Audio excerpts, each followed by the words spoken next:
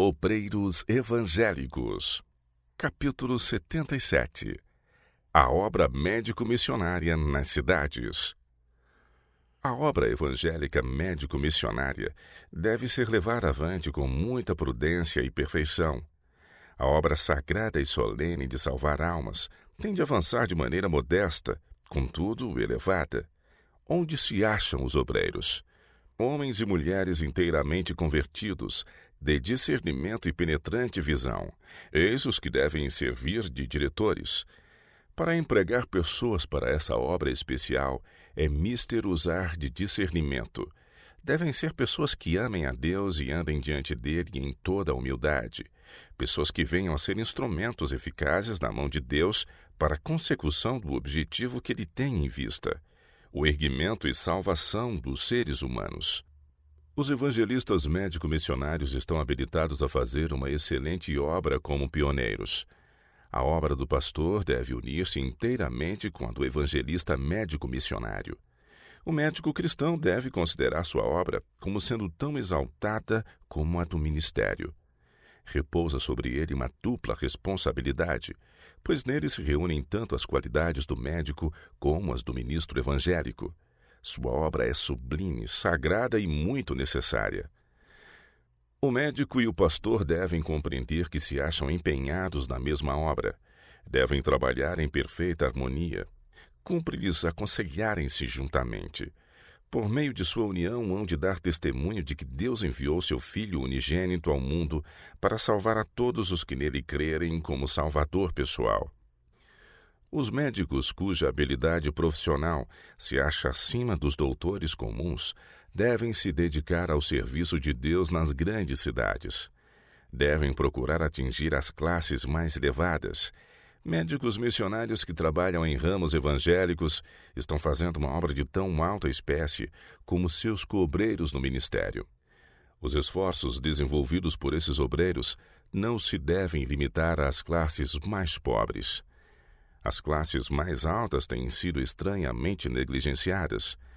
Nas esferas mais elevadas da sociedade, encontram-se muitos que hão de corresponder à verdade, porque ela é coerente, porque apresenta o selo do elevado caráter do Evangelho. Não poucos de entre os homens de capacidade, assim conquistados para a verdade, hão de entrar com energia para a obra do Senhor. O Senhor pede aos que se acham em posições de confiança, àqueles a quem Ele tem confiado seus preciosos dons, que empreguem os talentos da inteligência e de meios em seu serviço. Nossos obreiros devem apresentar a esses homens uma clara exposição de nosso plano de trabalho, dizendo-lhes o que necessitamos para auxiliar o pobre e o necessitado e para estabelecer esta obra sobre uma base firme. Alguns desses serão impressionados pelo Espírito Santo para empregar os recursos do Senhor de maneira a fazer progredir sua causa. Eles cumprirão seus desígnios ajudando a criar centros de influência nas grandes cidades. Obreiros interessados serão levados a oferecer-se para vários ramos de trabalho missionário. A obra de saúde. Estabelecer-se-ão restaurantes vegetarianos. Mas com que cuidado deve ser feita essa obra? Cada restaurante vegetariano deve ser uma escola. Os obreiros com ele relacionados devem estudar constantemente a fazer experiências, a fim de aperfeiçoarem o preparo de alimentos saudáveis. Nas cidades é conveniente que essa obra de instrução seja desenvolvida em muito maior escala do que nos lugares pequenos. Mas em todo lugar onde há uma igreja, devem ser dadas instruções quanto ao preparo de alimentos simples, saudáveis, para uso dos que desejam viver segundo os princípios de saúde. E os membros da igreja devem comunicar ao povo da vizinhança a luz que recebem acerca desse assunto. Devem estabelecer escolas culinárias em muitos lugares. Esta obra pode começar humildemente, mas à medida que inteligentes cozinheiros fizerem o mais que puderem para esclarecer a outros, o Senhor lhes dará habilidade e entendimento. A ordem do Senhor é: não os impeçais, pois me revelarei a eles como seu instrutor. Deus cooperará com os que efetuam seus planos, ensinando ao povo a fazer uma reforma em seu regime, mediante o preparo de alimento saudável e não dispendioso. Assim, os pobres serão animados a adotar os princípios da reforma de saúde, e ser-lhes-á dado auxílio em se tornarem industriosos e confiarem em si mesmos.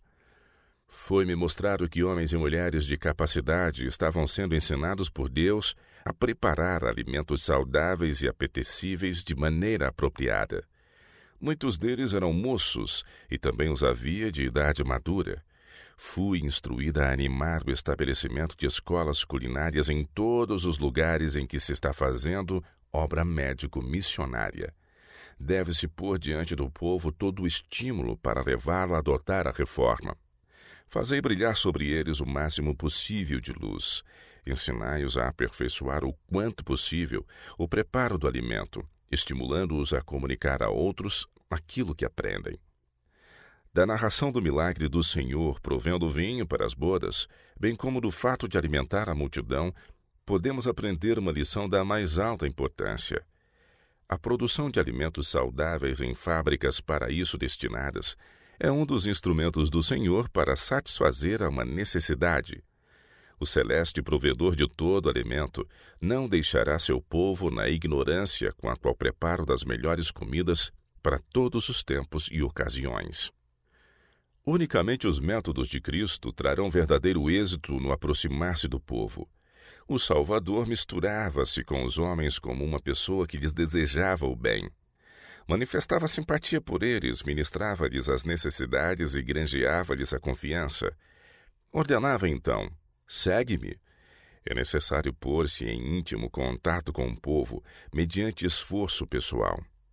Se empregasse menos tempo a pregar sermões e mais fosse dedicado a serviço pessoal, maiores seriam os resultados que se veriam.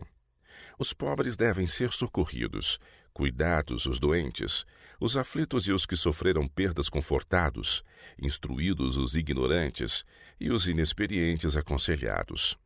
Cumpre-nos chorar com os que choram e alegrar-nos com os que se alegram. Aliado ao poder de persuasão, ao poder da oração e ao poder do amor de Deus, esta obra não há de ficar sem frutos.